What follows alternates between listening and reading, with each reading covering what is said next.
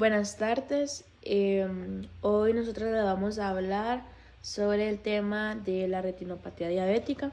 Nuestro grupo está conformado por Carla Parrales, Lorena Loría, María Fernanda Rentería y Roselyn Navarrete. Bueno, como una pequeña introducción de nuestro tema, la retinopatía diabética es una complicación frecuente y grave que es derivada de la diabetes mellitus. Esta patología afecta los vasos sanguíneos que existen en la retina. Como sabemos, la retina es una estructura indispensable para tener una buena salud visual. Conforme vaya pasando el tiempo, los niveles altos de azúcar en la sangre pueden causar un daño en los capilares retinianos, afectando así a la retina. También en este trabajo vamos a explicarles un poco cómo se puede presentar o las maneras más comunes que tiene la retinopatía diabética, que van a ser la retinopatía diabética no proliferativa y proliferativa. También vamos a incluir lo que van a ser síntomas, signos, factores de riesgo. Se hablará un poco de las complicaciones que puede llegar a causar esta enfermedad, como lo van a ser el desprendimiento de retina, el glaucoma, entre otras. Cómo realizar un diagnóstico temprano, cuáles son los métodos que se utilizan y sobre todo el tratamiento, cuáles son los que se usan para la enfermedad y cómo son explicados para llegar a entender cómo sería el uso correcto de ellos. La retinopatía diabética es una enfermedad ocular que tiene una estrecha relación con la diabetes. Esto quiere decir que por medio de la diabetes podemos llegar a adquirir esta patología.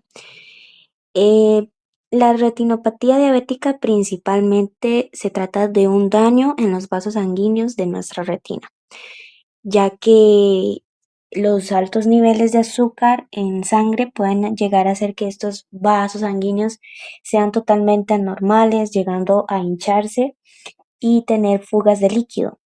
Estos también pueden cerrarse, impidiendo un fluido correcto de la sangre. Todos los vasos sanguíneos que se encuentran alterados comienzan a crear áreas en la retina donde la circulación sanguínea se ve comprometida. Hay que tener en cuenta que la retinopatía diabética puede tener múltiples clasificaciones. Sin embargo, en este proyecto nos enfocamos en las dos más comunes, que serían la retinopatía diabética no proliferativa y la retinopatía diabética proliferativa, que a continuación estaremos introduciendo más sobre ello. La retinopatía diabética no proliferativa a su vez se puede clasificar en tres etapas, que sería la ligera, la moderada y la severa. Al hablar de la ligera, esta se considera la etapa pues más temprana de la enfermedad, donde los vasos sanguíneos presentan pequeñas áreas de inflamación, eh, que estas pueden ser similares a ampollas y reciben el nombre de microneurismas. La moderada es una clasificación un poco avanzada de la enfermedad, donde ya algunos vasos sanguíneos de la retina se encuentran obstruidos, todavía no todos, pero ya algunos. Y en la severa, ya muchos vasos sanguíneos de la retina se encuentran bloqueados. Esto puede lograr influir en varias partes de la retina donde no están recibiendo sangre por esta obstrucción. Las áreas que se quedan sin recibir sangre se encargarán de enviar señales al cuerpo para hacer nuevos vasos sanguíneos. Esto se hace enviando señales al cerebro para producir más vasos sanguíneos, y estas señales se mandan por medio del factor de crecimiento vascular endoteliar. Estos nuevos vasos sanguíneos se van a llamar neovasos porque no están desarrollados de una manera normal, ya que son vasos sanguíneos más frágiles y susceptibles a romperse. Esto lo que ocasiona son hemorragias, y claro que estas hemorragias perjudican grandemente la visión del paciente. Y bueno, aquí ya hay una comparación de cómo está un ojo normal y ojos con retinopatía diabética. Bueno, el primer ojo es cómo debería estar el ojo, se ve totalmente normal, no hay nada, ningún signo que indique alguna patología. Ya el segundo ojo muestra cómo se vería un ojo con retinopatía diabética no proliferativa. Podemos ver que hay hemorragias, bueno, hay exudados lipídicos, también muestra un edema macular, ahí se ve como una manchita roja que muestra como el engrosamiento de la retina, y también hay micronaurismas que, como dije anteriormente, eran como dilataciones de los vasos sanguíneos, ahí se puede ver como un poco mejor. Y en la retinopatía diabética proliferativa seguimos viendo todos esos signos, pero hay algo que nos hace como identificar que ya estamos en la proliferativa, que ya sería un como ese montón de vasos sanguíneos, ahí se ven como las acumulaciones en la imagen, ¿verdad? Entonces eso ya indicaría de que ya estamos como en la etapa más avanzada de la retinopatía diabética. Bueno, ya entramos a la retinopatía diabética proliferativa, ya esta etapa es como la más avanzada en la enfermedad.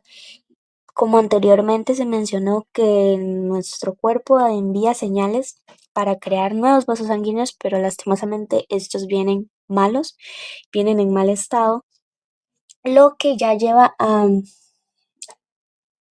hemorragias vítreas, pues más frecuentemente ya el paciente ya va sintiendo más malestar en su visión, porque digamos, los vasos sanguíneos por sí solos, los malos, no causan ningún síntoma, pero al ser tan delgados y frágiles, ya ellos pueden llevar a la ceguera. Entonces, ya ese es el peligro de esta etapa, la ceguera.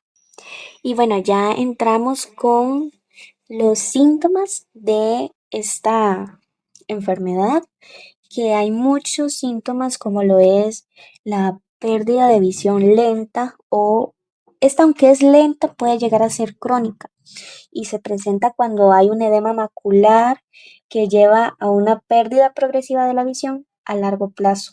Se puede experimentar una falta de visión central, a como vemos ahí en la imagen, el paciente iría perdiendo su visión central, o esta se ve afectada por algunas manchas que pueden ser por las hemorragias, ¿verdad? Tenemos la pérdida de visión rápida, pero que puede ser muy aguda. Este síntoma se puede dar en la retinopatía proliferativa, ocasionando hemorragias internas. La persona puede perder su visión de forma muy rápida. Tenemos lo que ya conocemos, que son las miodesopsias. Ellas están presentes cuando se producen como esas hemorragias leves, lo que comúnmente ocurre en la retinopatía diabética proliferativa también. Tenemos el dolor ocular. El paciente puede experimentar un tipo de dolor que sucede cuando el paciente experimenta un aumento en la presión intraocular. Todo esto se va a ver afectado pues por la acumulación de vasos sanguíneos que están en mal estado. Tenemos la visión borrosa, que ya el paciente ya tiene dificultad para enfocar correctamente, pérdida de visión central, no se visualiza con claridad en el centro de su campo visual. Y por último, el síntoma que ya es el más preocupante y feo, que es la ceguera, que esto se presenta en los casos más graves de retinopatía diabética avanzada, lo que sería la clasificación proliferativa. Bueno, ahora estaremos observando algunos de los signos, que la verdad son bastantes signos, los que podríamos notar en un fondo de ojo de un paciente que sufre esta condición de retinopatía diabética. Bueno, primeramente el primer signo, el más notable, serían los micronaurismas. Es uno de los primeros cambios que va a tener el ojo del paciente y es, digamos que un poco leve, y se observan como pequeñas dilataciones en los vasos sanguíneos de la retina. En la primera imagen a mano izquierda podemos visualizar un poco cómo se verían. Son como pequeñas dilataciones. También tenemos como hemorragias intrarretinianas, que igual en la imagen a mano izquierda, la primera, podemos ver como una pequeña hemorragia. La verdad es bastante visible y bastante fácil de reconocer. Ellas se dan por pequeños sangrados de los vasos sanguíneos que hay en la retina. Algo que también podemos observar muy fácilmente en la imagen de la izquierda, la primera imagen, son los exudados lipídicos, que son como esas manchitas amarillas. Literalmente son acumulaciones de grasa y ellas se producen cuando hay una mala circulación en la retina. Entonces, gracias a los neovasos, que son los vasos sanguíneos que están creados de forma normal, pues se acumulan, entonces no hay buena circulación de sangre en la retina, entonces a raíz de esto pues se acumula un poco de grasa. También un signo bastante particular sería el edema macular, que consiste en un engrosamiento de la retina debido a que se escapa líquido de los vasos sanguíneos que están en mal estado. Y bueno, no encontré una imagen bonita como de la vida real que pueda como para que podamos ver ese edema macular, pero en la última imagen a mano derecha ahí se ve un poco, ¿verdad? Que en lo que consiste el edema macular, que pues es un engrosamiento de retina, ahí se ve como inflamadito, como raro, entonces algo así estaríamos viendo. También hay anomalías microvasculares intrarretinianas, que eso significa un crecimiento anómalo de vasos sanguíneos en la retina. Entonces, se verían como acumulaciones de vasos sanguíneos. También tenemos lo que sería una hemorragia vítrea, que es la imagen que tenemos por ahí en el centro. Ya ahí vemos como en el cuerpo vítreo hay bastante hemorragia en realidad en esa imagen. Y por ahí tendríamos los signos. La verdad creo que son bastante sencillos de reconocer. Bueno, yo les voy a hablar sobre los factores de riesgo. Primeramente tenemos el embarazo, ya que la afectación de la retina puede incrementarse bastante durante esta etapa, especialmente si se desarrolla diabetes gestacional o bien si la mujer ya presenta una retinopatía, durante esta etapa va a avanzar significativamente. También están los altos niveles de azúcar, que esto si una persona con diabetes no mantiene los niveles de azúcares controlados, podría llegar a desarrollar una retinopatía diabética. También está la hipertensión arterial. Las personas que sufren diabetes y aparte de la diabetes también sufren de hipertensión, tienen una probabilidad mayor de llegar a padecer una retinopatía diabética en su fase proliferativa.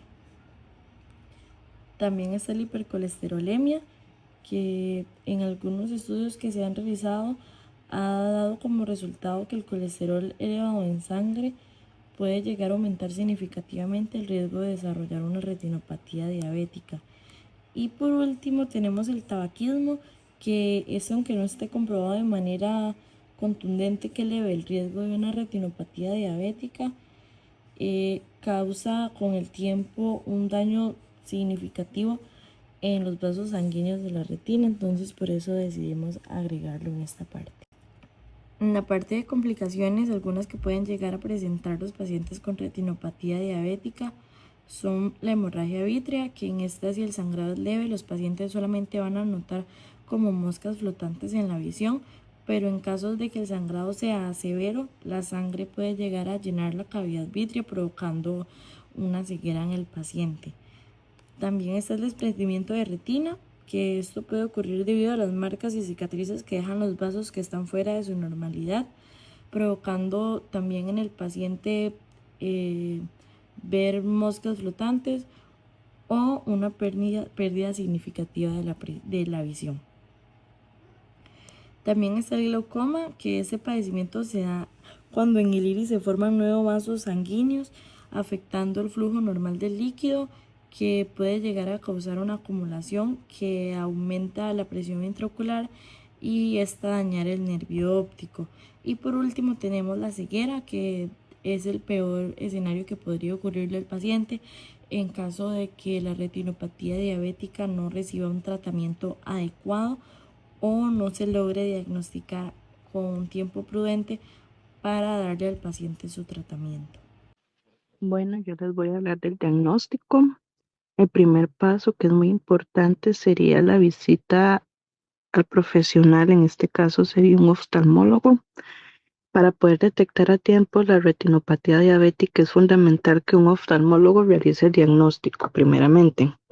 El primer examen que se hace normalmente es un examen ocular donde se dilata la pupila. Esto lo hacen ellos con unas gotas especiales que permite que la pupila se abra más, facilitando al médico ver el fondo del ojo, con una lámpara de hendidura que nos permite ver a más detalle todo lo que tenemos adentro, ya sea la mácula, los nervios y los vasos. Ahí se puede observar si hay daños en la retina que se puedan corregir a tiempo. Después, como segundo punto, la angiografía con fluoresceína. Otro estudio que se puede realizar sería este. En este procedimiento se inyecta un tinte especial llamado fluoresceína en una vena del brazo. Luego, cuando ya está intravenoso, este colorante viaja por los vasos sanguíneos del ojo y se toman fotos con una cámara especial que ayuda a ver todo con detalle. Ayuda a detectar si hay vasos sanguíneos anormales, pérdidas de líquido o zonas donde no llega bien la sangre. Por último, en el diagnóstico se puede usar la tomografía de coherencia óptica. También se puede hacer una tomografía o OCT por sus siglas en inglés. Este examen toma imágenes detalladas de las distintas capas de la retina, especialmente en la mácula, y sirve para ver si hay hinchazón o engrosamiento, lo que puede indicar un edema macular. A diferencia de la angiografía, en este examen no se necesita inyectar nada intravenoso. Después serían tratamientos. Como primer punto, tenemos el control metabólico. En las etapas iniciales de la retinopatía diabética, lo más importante es tener un buen control de la diabetes, por supuesto. Para saber si el control es adecuado, se utiliza una prueba llamada hemoglobina glicosilada o HbA1c. Esta prueba muestra el promedio de azúcar en sangre en los últimos 3 meses de vida de la persona. Dependiendo del resultado, se puede estimar el riesgo de desayunar de forma más grave la rinopatía, o sea, que se forme la llamada proliferativa. Los valores se interpretan así: menos de 6.5%, el riesgo es muy bajo y se puede controlar. Entre 6.5 y 7.5, el riesgo es de bajo a moderado. Entre 7.6 y 8.9, el riesgo es de moderado a alto. Y más de 9 es un riesgo súper alto. Entonces, dependiendo de estos resultados, se debe tomar en cuenta por el especialista para ver qué tratamiento es el más adecuado para él. Después, como tratamiento segundo, tenemos terapia intravítrea con anti-VEGF. Cuando la retinopatía ya es proliferativa o aparece un edema macular, que es una hinchazón en la parte central de la retina, se recomienda aplicar medicamentos directamente dentro del ojo. Estos medicamentos, como ranibizumab o aflibercept, bloquean una sustancia que hace que se formen vasos sanguíneos anormales y que se escape líquido. La aplicación de este se hace con anestesia local y puede causar molestias leves como ardor o lagrimeo. Sin embargo, son pasajeras y con el tiempo podrían aparecer efectos secundarios como aumento de la presión del ojo o infecciones, por lo que muchas veces se necesitan varias aplicaciones, no solamente una. Como tercer tratamiento tenemos la fotocoagulación láser. Esta técnica usa un láser para cerrar los vasos sanguíneos que están filtrando líquido. Aunque no siempre se recupera el total de la visión, especialmente si el edema ya es muy avanzado, ayuda a evitar que el problema empeore. Tiene una efectividad de 60 al 70% aproximadamente para conservar la vista, aunque puede reducir el campo visual y dificultar la visión nocturna. Es un efecto secundario porque el principal sería no perder la visión. En algunos casos se combina con medicamentos anti-VEGF o corticoides para mejorar los resultados. Y por último tenemos la vitrectomía. Cuando el daño es muy severo, como cuando hay una hemorragia en el ojo o la retina se está desprendiendo, se recurre a una cirugía llamada vitrectomía. Esta consiste en retirar el gel del interior del ojo, o sea, el humor vítreo, y otras estructuras que estén afectando a la retina. Se hace con anestesia local o general, dependiendo del caso, y aunque no cura la enfermedad, puede frenar su avance y mejorar la visión en muchos pacientes. Bueno, como seguimiento de los tratamientos mencionados anteriormente, se dice que tras cualquier intervención es fundamental mantener el control riguroso con el oftalmólogo. Bueno, acá básicamente lo que se va a tratar es como el tiempo de las consultas que se van a establecer, y todo esto va a depender, digamos, de el estado en que la retina se encuentre y cómo la enfermedad va a ir evolucionando en la persona que la obtenga. También se dice que en muchas ocasiones hay que repetir los tratamientos conforme avanza el tiempo. Así también uno previene y evita o impide que se desarrollen o se formen nuevas complicaciones que vayan a afectar en un futuro. Como recomendaciones, es importante educar sobre los signos y síntomas que se presentan en esta patología para que las personas que tienen algún factor de riesgo puedan reconocerlos. Los pacientes diabéticos deben conocer su tipo de diabetes y estar en control constante, ya que presentan factores de riesgo. Es esencial que consulten con profesionales de la salud visual al menos una vez cada 6 meses. También asegurar la detección temprana para poder aplicar un tratamiento que controle la retinopatía diabética y así prevenir la ceguera. Siento que esos 3 puntos son muy importantes, ya que se sabe que a nivel de diferentes poblaciones muchas veces la información no es tan clara o tan presente. Muchas personas también son muy descuidadas, saben que tienen la enfermedad pero no le toman importancia, lo que pueden llegar a tener consecuencias más adelante. Y pues por dicha también la detección temprana que ayuda a controlar la enfermedad y pues que la persona no pierda la visión. Y como conclusiones de nuestro trabajo, se identifican 2 tipos principales de retinopatía diabética: la retinopatía diabética proliferativa y no proliferativa. A medida que avanza, esta va a producir múltiples signos como hemorragias retinianas, neovasos retinianos, edema macular, entre otros. Sus síntomas incluyen mioesopsias, que son, conocidas como las moscas volantes, que son opacidades en el vitrio, y la pérdida de visión central y visión borrosa, entre otras. El principal factor de riesgo en la diabetes descontrolada, aunque existe otros como el embarazo, la hipertensión arterial, entre otros. Si esta condición no se identifica a tiempo, puede llegar a causar ceguera. Y por último, existen distintos métodos de diagnóstico para su detección precoz y también tratamientos para evitar que el paciente pierda la visión por completo. Muchas gracias.